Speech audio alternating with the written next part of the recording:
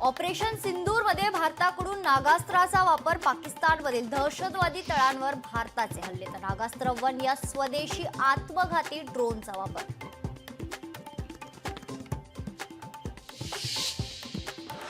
जम्मू काश्मीरमधील शाळा महाविद्यालय 12 मे पर्यंत बंद राहणार. शाळा पुन्हा सुरू करण्याबाबत सोमवारी निर्णय घेण्याची सूत्रांची माहिती.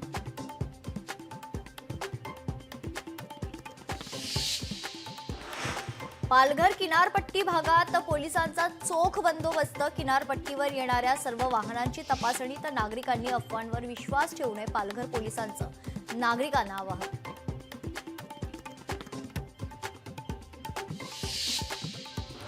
पंढरपुरात पोलिसांचा बंदोबस्त वाढवला. भारत पाकिस्तान तणावाची परिस्थिती, तर पोलिसांकडून शहरात येणाऱ्या वाहनांची तपासणी.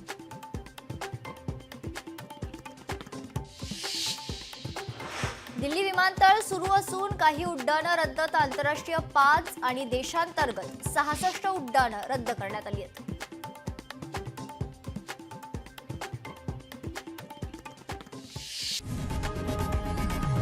लोकशाही मराठी ऐका, पहा, जागरूक रहा.